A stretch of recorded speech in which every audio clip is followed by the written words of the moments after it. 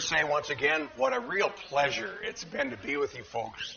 For Penny and me to be with you folks these last 2 Sundays, it's been really nice, and it's fun coming here.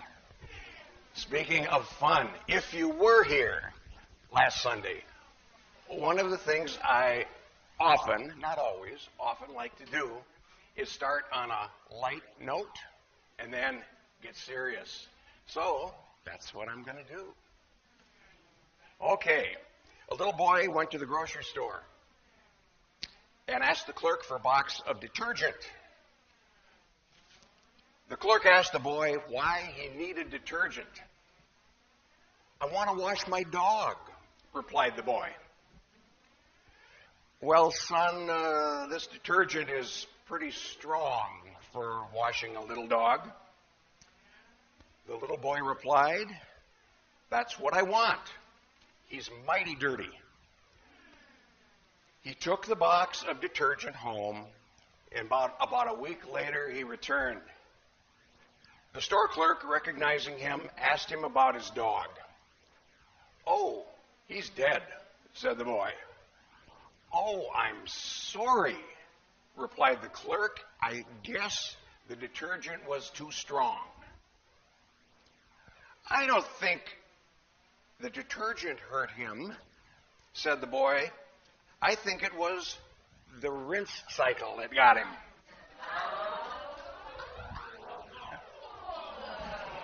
Whoa.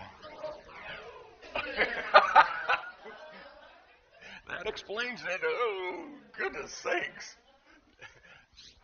So, now to transition to being serious. I ask you, how can we not love the disciple Peter?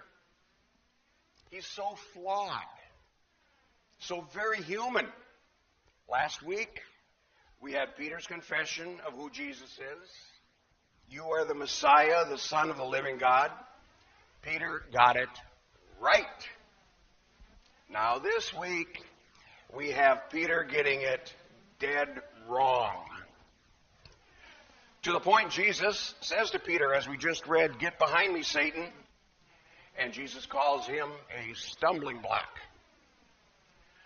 So, in these last 2 Sundays, back to back, here we have all too human Peter getting it exactly right, and then he's dead wrong. By the way, a little Bible fact here. There are 93 references to Peter in the New Testament, and that's many more than any of the other disciples. So, 93 times Peter's referred to in the New Testament. What a character. I mean, I relate to him. You can be completely right, and then you're dead wrong. That's part of humanity. And so Peter, this week, he's dead wrong. So as I said to the in the children's message last week, we talked about Jesus' identity. Who do you say that I am? And Peter got it right. Peter did get it right. You are the Messiah, the Son of the living God. But what Peter gets wrong in today's gospel is, what does being the Messiah mean? What does it mean? What does it entail? Well, in those days, the Messiah was expected to be powerful, like a triumphant, conquering king. But Jesus completely reverses these expectations when he speaks of suffering and dying and being raised on the 3rd day. Peter couldn't accept the idea of a Messiah who would suffer and die. And then, as I mentioned in the children's message, Jesus invites those who would follow him to pick up their crosses and follow him. There's no glory road here. Pick up your cross, and follow me. An author by the name of C.M. Clough, in his book entitled The Cross in Christian Experience, makes what I found an interesting distinction between burdens, thorns, and crosses. Okay, number one. According to this person, all human beings have burdens. All, no exception. All human beings have burdens. Life, for example, life begins in the pain of childbirth, and we all have painful times in life. Physical and emotional losses, accidents, aging bodies, and on and on. We all have burdens. They may be different ones, but we all have burdens in our lives.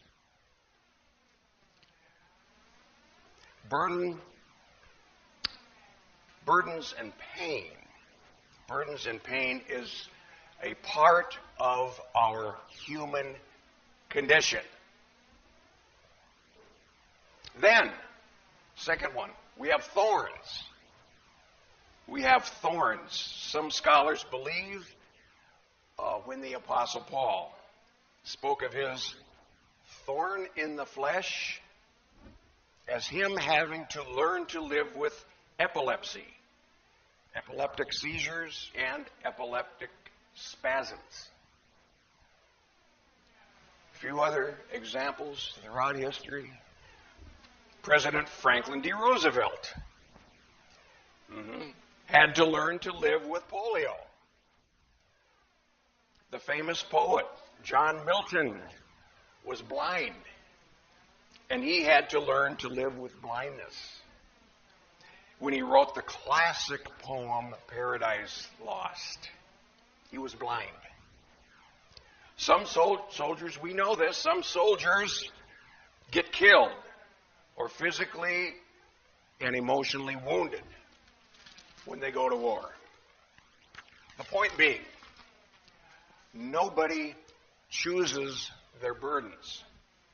They just come. Nobody chooses their thorns. They just come. Now, picking up the cross. Picking up the cross, this author says, is a matter of choice. We choose, the author says, to pick up the thorns and burdens of other people's lives. And in so doing, we serve God. Just like the example I gave to the children. You see somebody, there's so many examples, you know what they are, there's so many.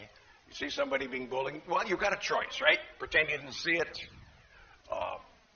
Do something. Tell somebody. It's a choice. I like the way a pastor and theologian, this person's name is Harold Luckock. He said it like this, where it comes to picking up the cross, choosing. Taking up the cross of Christ is a deliberate choice of something that could be evaded. Evaded. To take up a burden that we are under no compulsion to take up, except for the love of Christ living inside of us. It makes the choice of taking upon ourselves the burden of other people's lives, of putting ourselves without reservation at the service of Christ and the world. For example, look at all the volunteers choosing to pick up their crosses by helping their fellow human beings in the massive and tragic flooding in and around Houston, Corpus Christi, and Beaumont. Just yesterday I had the pleasure of having some time with my youngest son, David, who lives in Austin. But look at all the volunteers. They don't have to do this. they choose to help their fellow human being, and thereby serving God.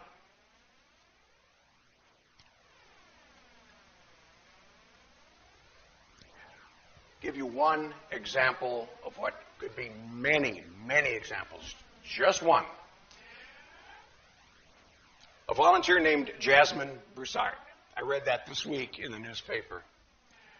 Jasmine Broussard knows all about the anguish of the flood victims, what they're going through, because her family lost their home in Hurricane Katrina 12 years ago. And she said, simply and profoundly, quote, "I know what I went through, and I couldn't allow other people to go through that. And now, if I could be a help to somebody, that's what I'm going to do." Think of all of those volunteers choosing to pick up their crosses from all over the United States and helping those poor flood victims. They don't have to do it. They choose to do it. They choose to pick up their cross and thereby serve God. So as we think of that, helping others, our focus, folks, is we are Christ-centered and other-focused. I'm focused on you, not me. There's a favorite author of mine, I think I quoted him last week. Gerhard Frost has an interesting perspective on giving, being focused on others, not on ourselves. In his short, and I mean short, just like this sermon is, will be, you'll see, short poem entitled "No Regret."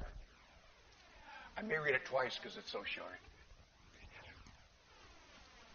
Gerhard Frost says, "In the long catalog of regrets, one I've never heard and don't expect to hear a dying person saying, 'If only I hadn't given so much.'"